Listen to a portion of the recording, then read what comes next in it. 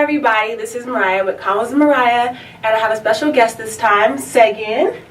So we're going to talk to her about traveling, get some tips, get some resources on how to actually do it the right way. Well, I guess there's no, whatever, we're going to get started. So, Seg, how'd you get involved with traveling? Like, what sparked your interest?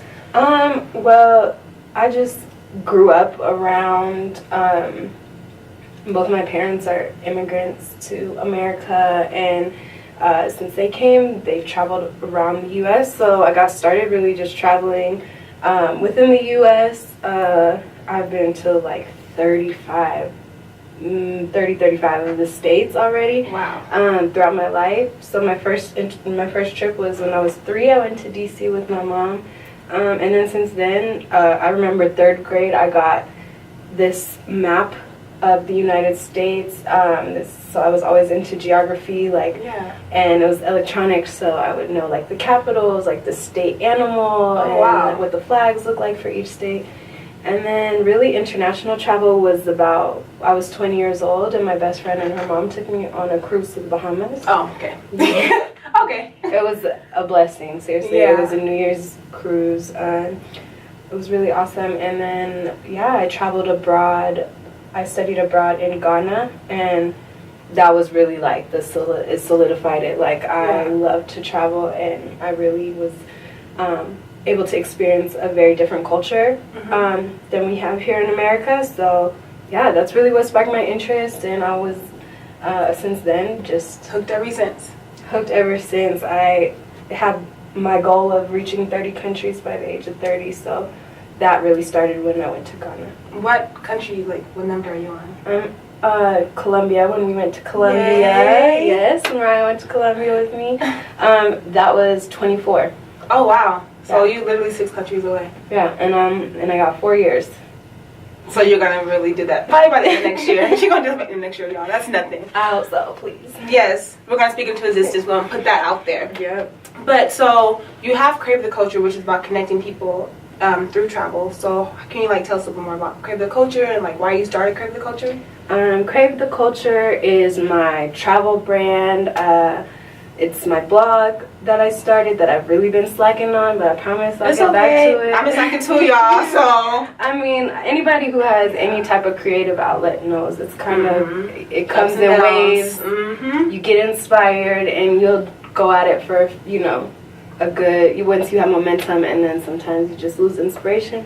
Yeah. But, so I really created that because I saw that it wasn't necessarily travel that I love so much. It was the cultures that I was engaging with, and how traveling took me outside of my comfort zone, and I was able to really connect with people just based off of culture, which is like food, what traditions they have, the language, the little things that we do differently that you don't even notice. Like some places, if you were to reach out your hand to shake their hand, that's looked at as offensive. Little things that we don't know, or that we assume that it's the same everywhere.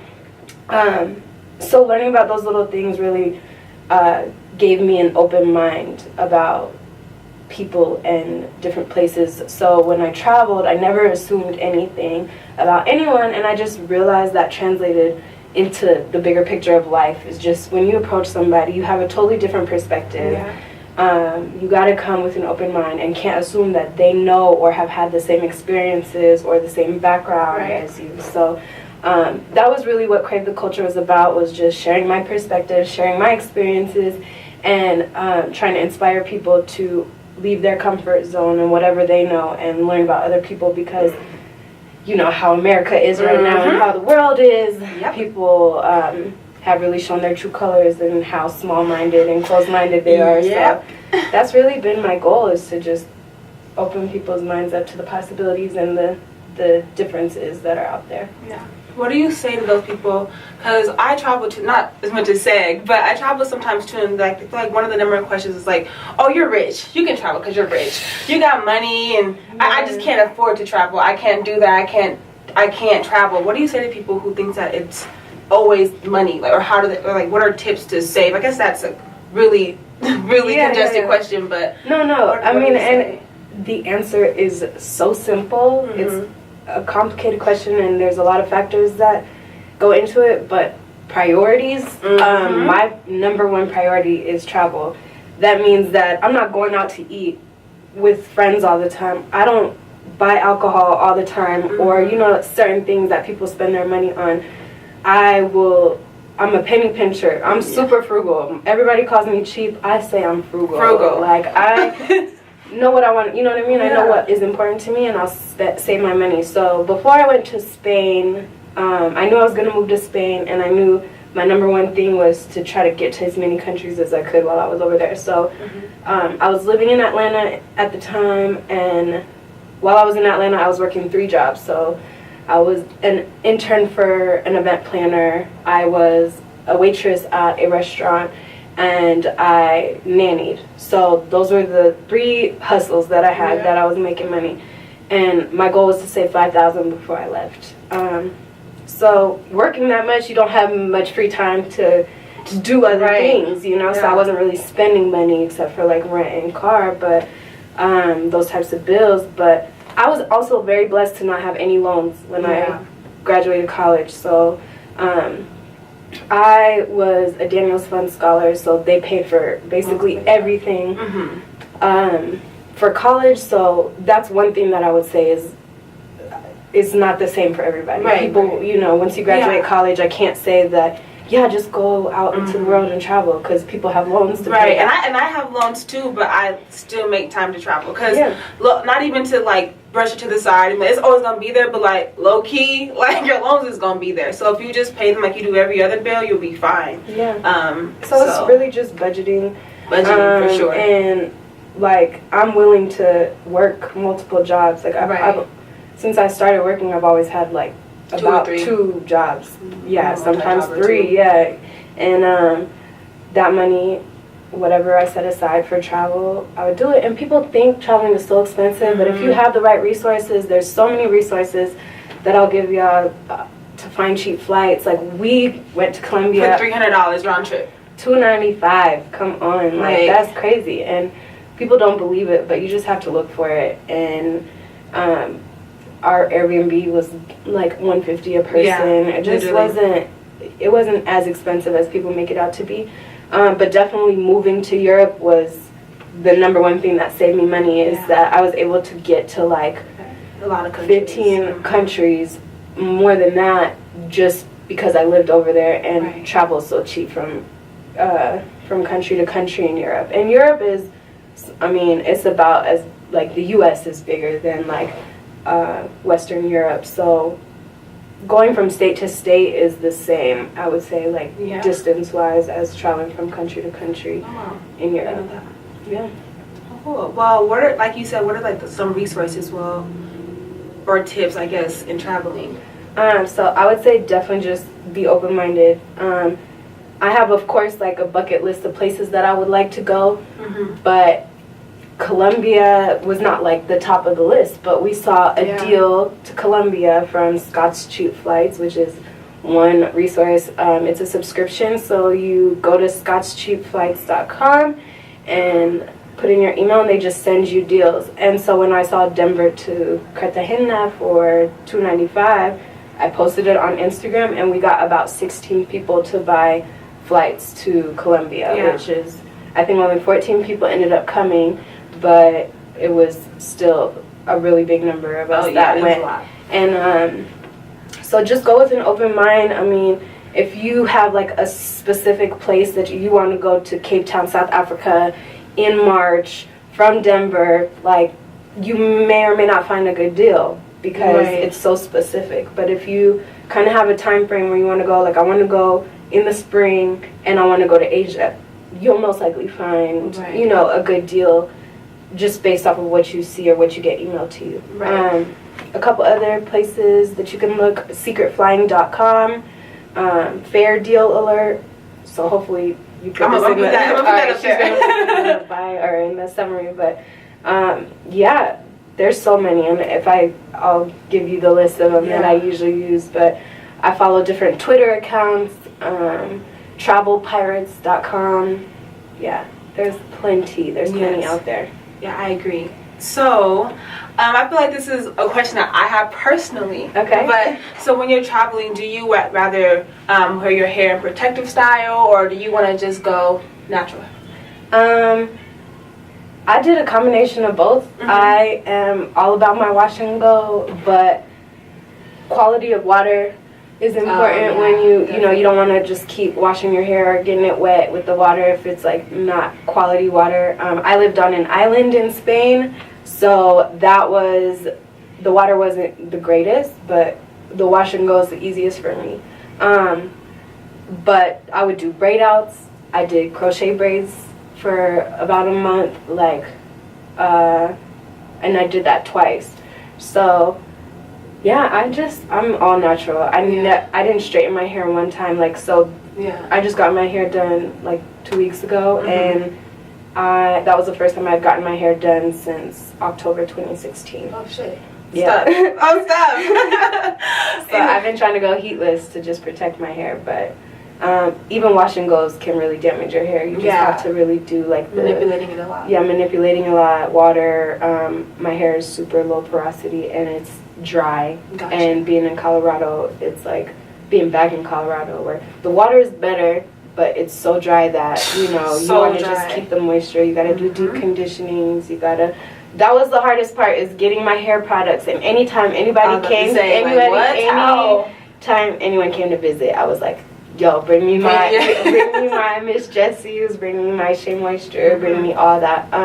Now there's a lot of different companies that have popped up. Entrepreneurs have subscription boxes and services where you can get your hair products delivered because they see how people are becoming expats and living all over the world. So they definitely found an untapped market and have catered to that market. Yeah. That's good. But I guess another question is for ladies, or in particular. So what are some safety tips? Staying safe, because that's really like a big one. Yeah. See, I'm not the most cautious person. So I'm like, live your life. Yeah, and it's bad because it's like anything can happen. I've been blessed that like nothing crazy has happened to me. But I give people the benefit of the doubt. I always want to think that positive energy, I'm all about like energy. If I feel something's off, trust your gut, ladies. Like we all have that intuition, you know what I mean? And so just trust it. If something doesn't feel right, get out of there.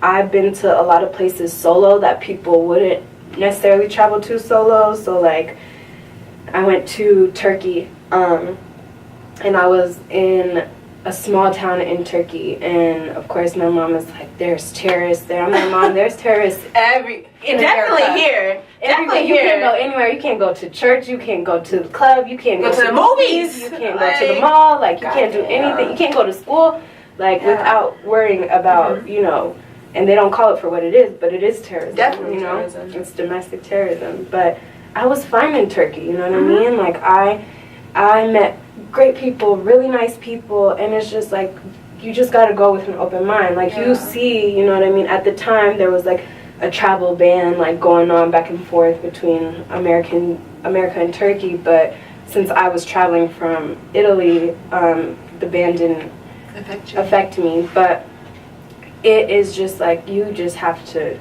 know yourself, know what you are willing to deal with, when it comes to people. Some places where they'll kiss you a couple of times, and that's how they say hi, that they'll hug and they'll kiss you, and there's a lot more personal touch there and affection, rather than here when we're people are like, no, I don't want to be touched or whatever. So things like that where you have to understand, you have to go in with an open mind, but if it makes you uncomfortable, you don't have to put up with it. I would definitely say send all info to somebody that where you're staying, what Airbnb it is. This is the contact info for the host of the Airbnb, or this is the hotel that I'm staying at.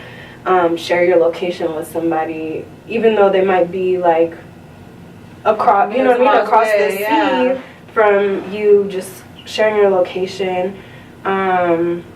If you write itineraries, I don't personally write itineraries, but sharing that with people. But social media makes it so it's like you kind of know everybody's every move when they're traveling. Yeah. But yeah, there's pepper spray. Carry pepper spray. Mm-hmm. Don't be dumb. You know what I mean? Like it's so like just have street smarts. You know what I mean? Like don't be walking around after you leave the club by yourself. Don't walk around at 2-3 in the morning, which I've done. When I was living in Spain, like I would walk 1.5 miles to my apartment at like 4 in the morning by myself, or ride my bike. But I felt safe there. Like I thought, even though things can happen wherever you are, I just felt safe there, and I was comfortable doing that. But just trust your instincts. Yeah, trust your instincts. Make smart decisions, and just share with somebody where you're at all times. Yeah, I just actually heard a story from my line sister that a lady in Costa Rica was celebrating her 36th birthday, and apparently she stayed like 1 day longer than the person that she was traveling with, her sister-in-law, I think.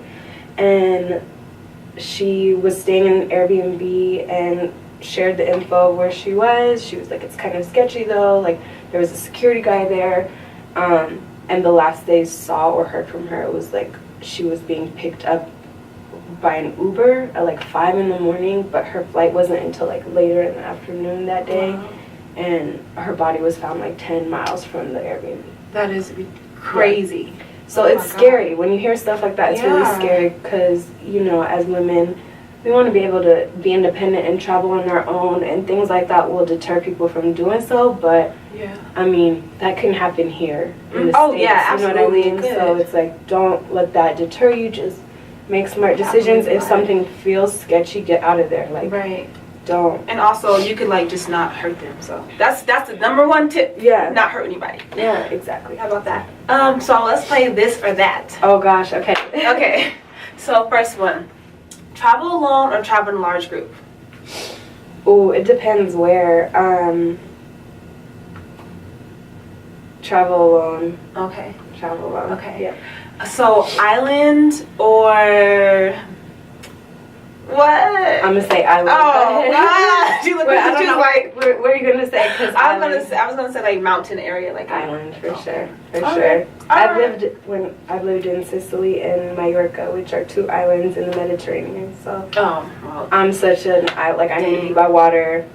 Damn. Yeah. Okay. All right. Well, my next one is gonna be hot or cold, and that goes with it. I don't know why people are like, it's so hot. I'm like, that's the goal. Yeah. I mean, like super hot is miserable to me. Like, I need like a good like 75, 80 degrees. Yeah, no. Anything more than that, I don't want to like burn my skin off. I need AC. Where we at? Really? Yeah. I didn't see that she was doing like that in Colombia. It was kind of hot, right? No, it was hot on the boat. Yeah, like it was like like I had a sunburn. We were all sunburned. Like my face was peeling. Oh, it was just for like a week. I was like, it was a mess. Yeah, but y'all should go to Colombia. Like, don't let this deter you. It was. We just should have put on more sunscreen. We were just. Yeah, I thought I was good. I put on my sunscreen, got in the water, hopped out, just kept that's washed off. Exactly. That's where we messed up. We got in the water and got back on the boat and just continued to. Yeah, but it was worth it. It was worth it. Yeah. Even though we almost died on the boat. Yeah, we did. Yeah, because I was scared. I don't know how to swim, so that was something factor for me. Yes, I was like holding on very bad. But it's okay. We made it. We're here to tell the story. Yep. So. But that was literally my this or that. That was pretty easy peasy. Yeah, great. All right. Well, thank you guys for joining us, and you can follow Segen at Lego My Sego. Is it Lego My Sego? Lego My Sego. Okay. Double G's. LEGGO. Right there. SEGGO. Yeah. Yeah, we're gonna put it right there, so y'all don't even have to like look in the description, but you can still look in the description for all her references of the tips and tricks. And if you want to feel inclined to reach out to her to ask for more, like a whole list, you can do that as well. She's super sweet, so she will be happy. Mariah, thanks for having me. Yeah, thanks for coming. I was like, we've been trying this. We've been trying, y'all, but like she said, you know, created, we have our waves, so it's been a lot, but we did it, so I'm excited. Bye, y'all.